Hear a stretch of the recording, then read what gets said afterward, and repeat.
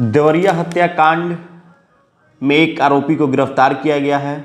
बाकी जो जिन लोगों के उसने नाम बताया, जो लोग संलिप्त थे, उस पर भी कार्रवाई करने के लिए जो अधिकारी हैं वो शिकंजा कस रहे हैं। लेकिन इसी बीच कल अखिलेश यादव दोनों परिवारों से मिलने के लिए रुद्रपुर के फतेहपुर में जाते हैं और दोनों परिवारों से मिलते हैं। ये खबर बताने का मकसद सिर्फ और सिर्फ मेरा ये है कि आप राजनीतिक दृष्टिकोण से इस खबर को इस नज़रिए से मत देखें आप कि इसमें राजनीति की जा रही है।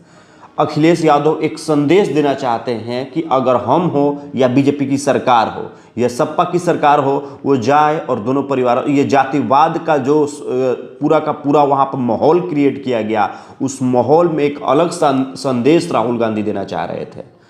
राहुल गांधी प्रेमचंद यादव के परिवार के पास भी गए, वहाँ के परिवारों से वो मिले और उनका जो दर्द है उसको कम से कम बांटने का उन्होंने काम किया।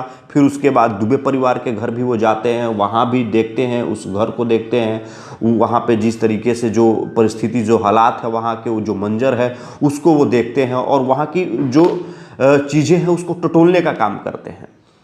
और जब वो यादव परिवार के, प्रेमचंद यादव परिवार के साथ में जब बैठते हैं, जब बातें करते हैं, जब उनकी दर्द को जब वो अपने अंदर देखते हैं कि आखिर आज ये दो परिवार हैं एक ज़मीन विवाद में, कैसे आज दोनों परिवारें जो है मतलब कि आर्थिक व्यवस्था की भी बात करें तो आर्थिक तंगी तो आ ही गई। देखिए यादव परिवार में भी प्रेमचंद यादव ही एक कमाने वाला शख्स था और दुबे परिवार का तो सारा का सारा परिवार ही खत्म हो गया। मात्र 2 लोग बचे हुए हैं, एक तो हॉस्पिटल में ही है और एक बच्चा जो है उसे अब वो भी लर्निंग पीरियड में है, वो भी अपनी पढ़ाई पूरी करना चाहता है, वो उसके भी कुछ बनने के सपने थे। लेकिन आज दोनों परिवार के सपने टूट के बिखर गए, इसका जिम्मेवार कौन? मेरा सवाल ये है कि आखिर ये इसका जिम्मेवार उस भ्रष्टाचार की भट्टी में, भ्रष्टाचार वाले रोजगार के वजह से जो पैदा होते हैं रोजगार, क्या उनके वजह से आज ये परिवार का ये हालत, ये विडंबना हो चुका है? ये नरसंहार के पूरे की पूरी जिम्मेवारी जो है मैं सीधे तौर पे उनको ठहराना चाहता हूं, उस परिवार को ठहराना चाहता हूं जो परिवार जिस वक्त इनके जमीन का मामला जिन अधिकारियों के पास में था, आखिर वो अधिकारी तुरंत एक्शन क्यों नहीं लिए? क्योंकि हालांकि मैं एक अपने ऊपर बीती हुई बातों को आपको बताना चाहता हूं कि कल मैं एक अंचलाधिकारी के कार्यालय में गया और उनसे बात की। एक जमीन, एक शाह जी का जमीन था, कोई शाह थे और उनके ज़मीन को किसी द्वारा मतलब अवैध उस पर कब्जा किया जा रहा था। मैंने थाना प्रभारी को भी इस बात की सूचना देनी चाहिए और अंचलाधिकारी को भी मैंने बताना चाहा। तो अंचलाधिकारी का जवाब क्या आता है, इसको आप सुन के हैरतगंज हो जाएंगे। अंचलाधिकारी जवाब देते हैं कि शनिवार को हम थाना में बैठेंगे तो इसका निपटारा कर देंगे। लेकिन उसके पहले क्या होगा? सिस्टम उसके पहले क्या करेगा?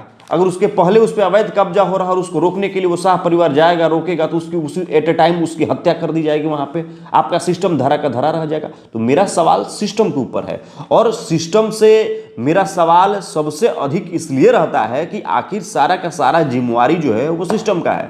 आज देखिए अखिलेश यादव जाते हैं, दोनों परिवारों से मिलते हैं, लेकिन उनके पीछे जो जनसैलाब जा रहा था उस वक्त वो जो लोग थे वो उस वक्त कहाँ थे? जब दोनों परिवार के बीच में जिस वक्त झगड़ा चल रहा था, जमीन विवाद चल रहा था, उस वक्त वो लोग कहाँ पे थे?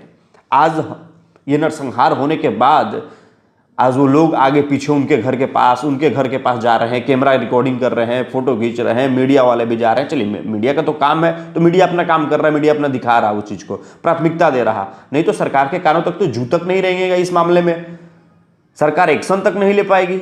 और अधिकारी तो वैसे टाल मटोल करते हैं मामले में कि जैसे कि लगता है कि उनको आखिर वो तनख्वाह किस बात की लेते हैं, पैसा किस बात का लेते हैं। लेकिन मैं धन्यवाद दूंगा अखिलेश यादव जी को कि आखिर वो कैसे अखिलेश यादव गए और दोनों परिवारों से मिले और दोनों परिवारों के दर्द को उन्होंने समझा, कम से कम समझने की कोशिश तो की। जातिवाद की वो राजनीति तो उन्होंने नहीं किया। चाहते हालांकि वो भी यादव परिवार से मिलते और मिल के वो चले गए होते। दुबे परिवार से मिलना उनका मुनासिब नहीं समझते, वो चले जाते मिल के। लेकिन नहीं, वो चाह रहे थे कि हम आए तो दोनों परिवारों से मिले और उस पर जांच की भी कार्रवाई की है। लेकिन आज देखिए बुलडोजर चलाने की बात हो रही है यादव परिवार के ऊपर। लेकिन जिस वक्त उसका वो पूरा महल तैयार हो रहा था, उस समय वहां के तहसीलदार, बाकी जो लोग थे वो कहाँ थे? आज उसके जमीन की पैमाइश हुई, नापा गया, फिर उसके बाद बताया गया कि वो सरकारी जमीन में उसने घर बनाया है। लेकिन ऐसे ऐसे कई जो लोग हैं वो सरकारी जमीनों पर घर बना ले रहे हैं, लेकिन सरकार उस वक्त कहाँ? उस वक्त आंख बंद के वो अपने एसी वाले कमरों में, जो सरकारी अधिकारी हैं वो तो सो रहे हैं।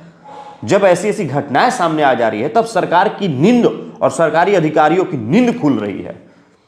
लेकिन क्या जान गंवाने की, मेरा सवाल यह है कि क्या जान गंवाने के बाद सरकारी अधिकारियों की नींद खुलेगी? और सरकारी कर्मचारी जो सरकार में हैं, बैठे हुए जो सत्ता में सत्ताधीश हैं, जो सरकार को चला रहे हैं, उनकी क्या नींद तब खुलेगी जब किसी की हत्या हो जाएगी? मेरा सवाल यह है कि हत्या होने से, हत्या को करने से पहले क्यों नहीं रोक लगाया जाता है? मेरा यह सवाल है। तो इस सवाल का जवाब अगर किसी के पास है तो वो दे मुझे, कि हत्या होने से पहले आप रोक क्यों नहीं लगाते हैं?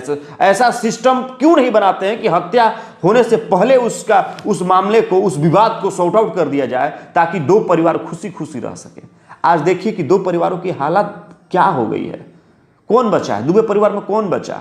यादव परिवार में कौन बचा? यादव परिवार में भी एक वही थे, कमा के लाने के लिए आर्थिक जो घर की स्थिति थी वही संभाल रहे थे, और दुबे परिवार भी दूसरे के यहाँ पूजा पाठ करके वो भी अपना मतलब कि जो भी चीजें हैं जीवन की वो अपना कर रहा था, परिवार का भरण पोषण कर रहा था। मैं जातिवाद की बात करने के लिए यहाँ पे नहीं बैठा हूं, लेकिन कल जब मैं देख रहा था कि कैसे अखिलेश यादव दोनों परिवारों से मिल रहे हैं, वहां भी गए, वहां भी उस दुबे परिवार के देखे कि क्या हालात है जमीनी पे, धरातल पे। वो चाहते थे एसी वाले बंगले से, एसी वाले घरों से वो क्यों निकल के आए यहाँ पे फतेहपुर में, लेकिन नहीं, उन्होंने आना मुनासिब समझा कि कहीं ना कहीं, चलिए उनके सत्ता के समय भी ऐसे विवाद होते आ रहे थे, मैं नहीं मानता कि उनके सरकार में नहीं हो रहा था, उनके सरकार में भी ऐसी परिस्थितियां आ रही थी, लेकिन अब सरकार कहीं ना कहीं जान रही है, लोगों में जागरूकता तो फैल रहा ना।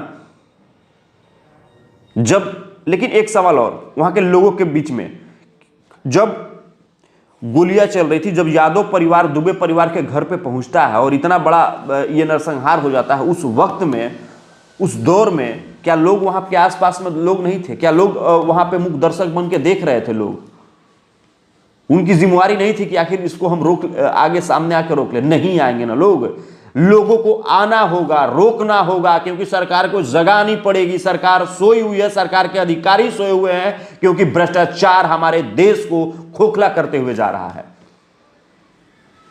बताइए, यह हंगर इंडेक्स का जो रिपोर्ट सामने आया है, 120 देशों में आज हमारा देश 111 पे आ गया है। आखिर इसका जिम्मेवार कौन है? प्रधानमंत्री मोदी जब हमारे देश के प्रधानमंत्री बने थे, उस वक्त हमारे देश की स्थिति 65वें नंबर पे थी, और आज देखिए हालात क्या हो गए हैं। तो इसीलिए मैं बार बार आऊंगा और आपको बताऊंगा कि आखिर क्या चल रहा है, और आप भी जगिए और उस सत्ता से सवाल पूछिए और अधिकारियों को जगाने का आप काम कीजिए, और अधिकारियों को होश को ठिकाने में लगाना बहुत जरूरी है। आज के इस डेट में, आज के इस दौर में जो आज हालात देश में बन पड़े हैं, इस पे लगाम लगाई जा सके।